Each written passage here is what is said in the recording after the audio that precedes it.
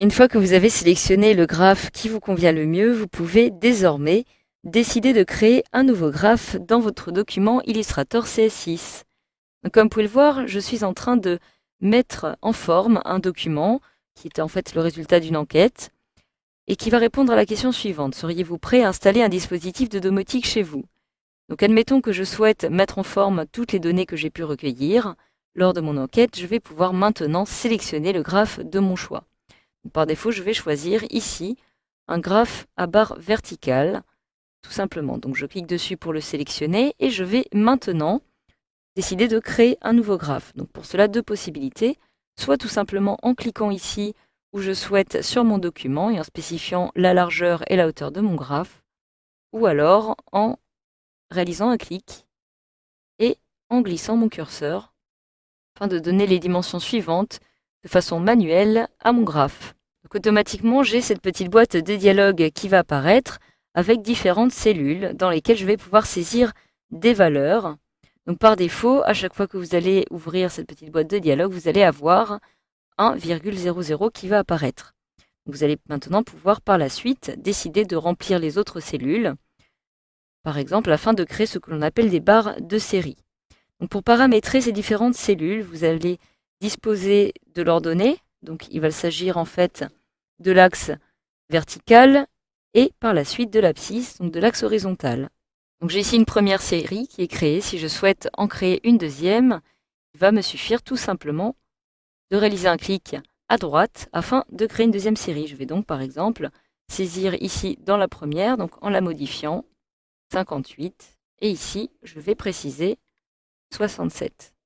Donc une fois que cela est fait, donc comme vous pouvez le voir, vous pouvez facilement passer d'une cellule à une autre en cliquant, en vous déplaçant à l'aide des flèches directionnelles de votre clavier ou encore à l'aide de la touche Tab qui va vous permettre de réaliser un passage à chaque fois d'une cellule à une autre.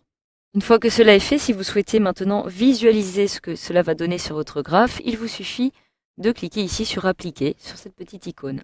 Automatiquement, je vais avoir mes deux séries qui vont apparaître avec les valeurs que j'ai précisées, donc 58 pour la première série et 67 pour la deuxième. Donc à tout moment, vous avez la possibilité de saisir aussi des valeurs ici qui vont correspondre aux abscisses. Donc pour cela, c'est très simple. Je vais alors, par exemple, revenir ici à une seule valeur, donc en supprimant celle-ci. Donc je clique sur la cellule sélectionnée et j'appuie sur la touche Supre de mon clavier. Je vais pouvoir alors saisir ici, par exemple, année 2013. Ici, je vais supprimer cette cellule-ci. Et je vais saisir oui. Et lorsque je passe à la cellule suivante, je saisis maintenant non. En dessous, je vais pouvoir spécifier les valeurs que j'avais saisies auparavant. Je vais saisir ici maintenant 75 et ici 25. Une fois que cela est fait, je pique maintenant les modifications en cliquant sur Appliquer. Comme vous pouvez le voir, je vais avoir maintenant l'axe des abscisses qui va apparaître ici. Donc, sachez alors par exemple que si vous saisissez uniquement 2013 comme valeur, donc en supprimant le mot année, et que vous cliquez ici pour appliquer les modifications, automatiquement cela va être compté comme une troisième série.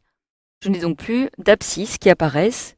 Si je souhaite par exemple que 2013 soit reconnu en tant que caractère, il me suffit de les mettre entre guillemets et de cliquer à nouveau sur Appliquer. J'ai donc la valeur qui apparaît à nouveau comme une abscisse. Alors vous avez aussi la possibilité d'importer des données depuis un fichier externe. Donc par exemple, ici j'ai un fichier texte qui est ouvert, qui comporte ici tout simplement certaines données. Donc je vais avoir deux séries, oui, non, et ici je vais avoir deux autres séries, hommes et femmes. Donc, pour réaliser la séparation entre ces valeurs, j'ai tout simplement procédé à l'aide de séparateurs de tabulation et des paragraphes en retour chariot, donc à l'aide de mon clavier. Donc je souhaiterais maintenant importer les résultats de ce document tout simplement dans mon graphique. Donc je vais tout simplement cliquer sur la première des petites icônes, importation des données. Je vais retrouver ici, directement sur mon bureau, le fichier résultats d'enquête qui se trouve ici. Donc il s'agit d'un fichier .txt. Je clique sur ouvrir et automatiquement je vais avoir les valeurs qui vont apparaître. Je vais supprimer les valeurs qui apparaissent ici. Voilà. Je clique maintenant sur Appliquer pour valider le tout. J'ai donc, comme vous pouvez le voir ici, une première série avec les résultats pour les hommes et une deuxième série avec les résultats pour les femmes. Donc voilà, il me suffit maintenant simplement de cliquer sur la petite croix. Je vais pouvoir, si je le souhaite, décider de déplacer par exemple le graphe afin de le déplacer un petit peu plus vers le haut en le sélectionnant pour le recentrer sur mon document.